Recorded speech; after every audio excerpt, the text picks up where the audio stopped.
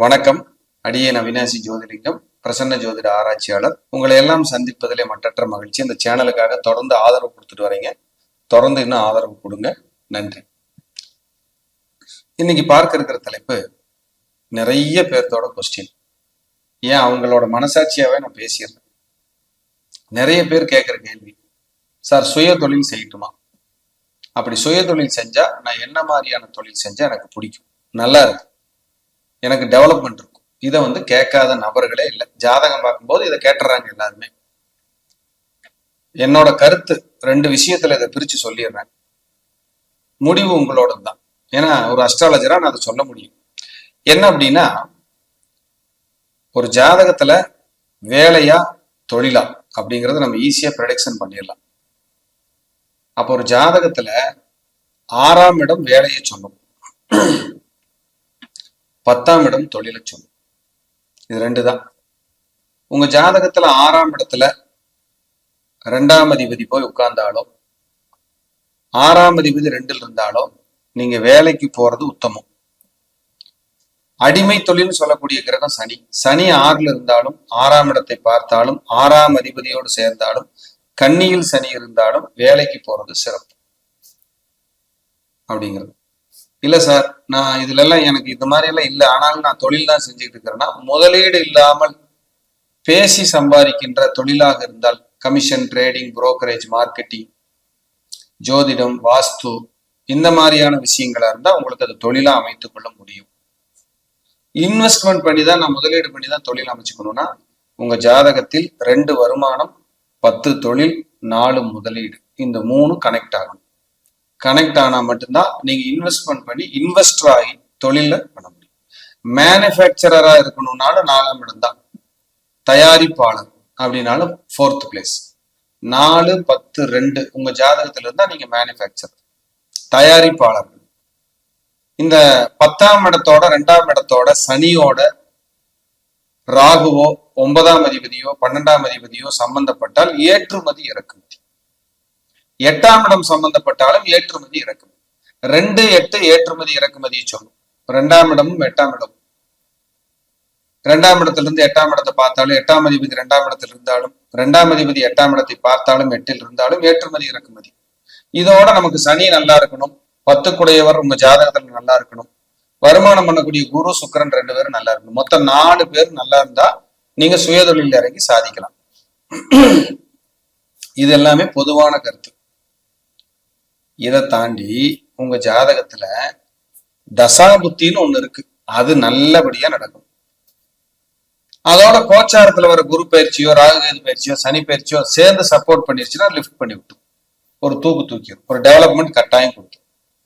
அப்ப உங்க ஜாதகத்துல வேலையா தொழிலா 2, 6 வேலை, 2ஆம் அதிபதி 6ஆம் அதிபதியோட 7, 9, 12 கனெக்ட் ஆனாலும், ராகு கனெக்ட் ஆனாலும், குரு கனெக்ட் ஆனாலும் வெளிநாட்டுல வேலை,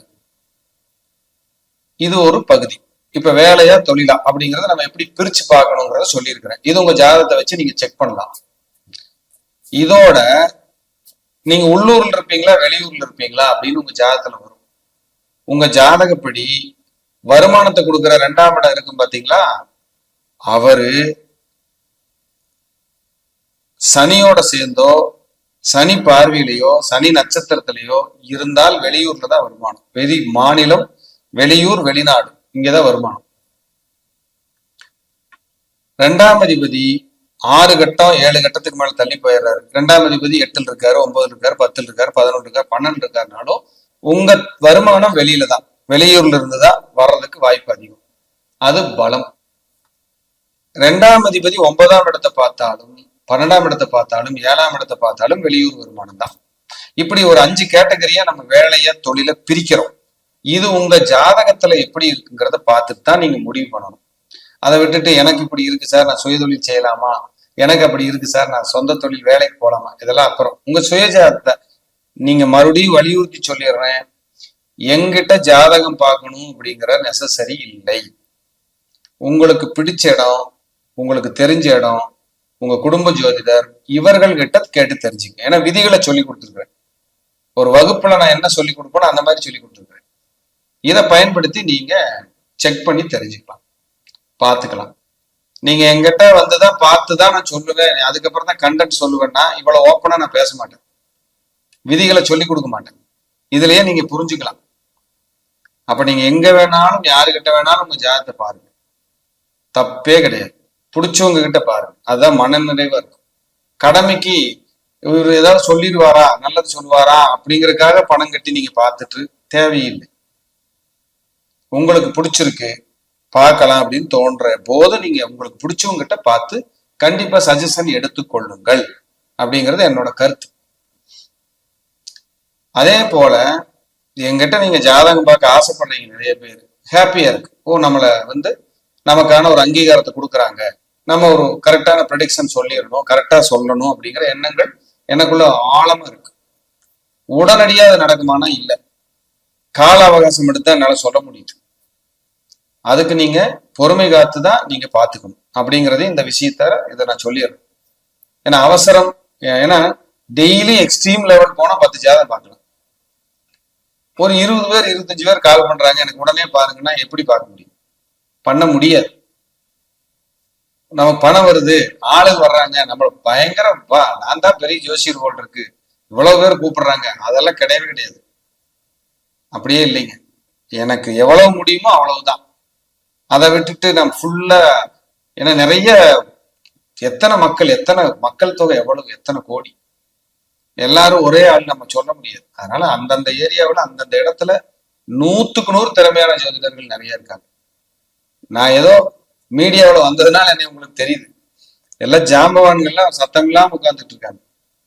வாய்ப்பு கிடைச்சதுன்னா அங்கேயும் நீங்க பார்த்து தெரியும். ஏன்னா எனக்கு தெரிஞ்சதை தான் நான் சொல்ல முடியும்.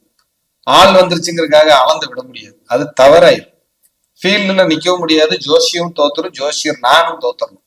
என்ன இருக்கு, நடக்கும் நடக்காது, இந்த கோயிலுக்கு போங்க, இந்த பிரார்த்தனை எடுத்துக்க, வழிபாடு எடுத்துக்க, இதுதான் நம்ம ஸ்டைல். இதை தாண்டி நான் போறது கிடையாதுங்க.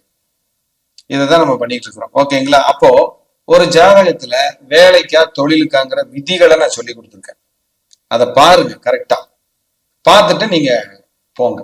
சில பேர் அவங்க கிரகம் அவங்களை விடாது, சுயதொழில் தான் சார் நான் பண்ணுவேன், இன்னொரு இடத்துல நான் அடிமையை போய் வாழ விரும்பல சார், இப்படி ஆளுகள்லாம் சுத்திட்டு இருக்கும். அது நம்ம கட்டத்துல என்ன இருக்கு, நம்ம எப்படி இருக்கிறோம் அப்படின்னு பார்த்துட்டு செயல்படுங்க. எத்தனையோ பேர் தொழில் செஞ்சு தோத்து போயிட்டாங்க, மேல வர முடியல. நான் மோட்டிவேஷன் பண்ற ஸ்பீக்கர் கிடையாது, அஸ்ட்ராலஜர். அதனால இருக்கிறதான் சொல்லணும். வந்துட்டீங்கிறதுக்காக கவலைப்படாதீங்க, சூப்பரா இருப்பீங்க, இனி பாருங்க உங்க லைஃப், இதெல்லாம் எனக்கு வேண்டவே வேண்டாம். சொல்ல தெரியாது முதல்ல. சார் இப்படி இருக்கு, இப்படி பண்ணிக்கங்க, நல்லா இருங்க. சோ நம்பிக்கை கொடுக்குறோம். எந்த மாதிரி நம்பிக்கை?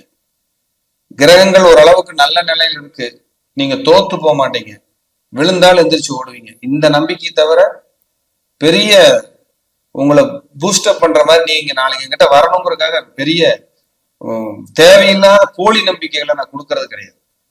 அது வேண்டவும் வேண்டாம். ஏன்னா வர்றவங்களுக்கு ஒரு 5 பேர்த்த டெய்லி சந்திச்சாலும் போதும். நியாயமா நேர்மையா கரெக்டா வழிகாட்டணும் அப்படிங்கிறதுல என்னுடைய ஆழமான அசைக்க முடியாத குணம், அந்த பிரின்சிபல் என்னோடது, அதை ஸ்ட்ராங்கா வச்சிருக்கேன். ஸோ நீங்க அந்த நிகழ்ச்சி பார்க்குறவங்க அவசரம், சீக்கிரம், உடனே அப்படின்னா உங்களுடைய அருகில் இருக்கக்கூடிய என்னை விட மிகுந்த திறமைசாலிகள் இருக்கிறாங்கிறத மறுபடியும் வலியுறுத்தி சொல்றேன். வாய்ப்பு கிடைச்சா அங்கேயும் பாருங்க அப்படிங்கிறத என்னுடைய ரிக்வஸ்ட்.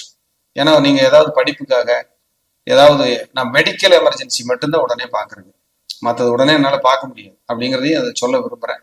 இருந்தாலும் உங்களுக்கு பார்க்கணும் அப்படின்னு விருப்பம் இருந்தா கண்டிப்பா வெயிட் பண்ணி பாருங்க. நிச்சயமா உங்களுக்கு என்னால என்ன தெரியுதோ எனக்கு அதை நான் கைட் பண்றேன்.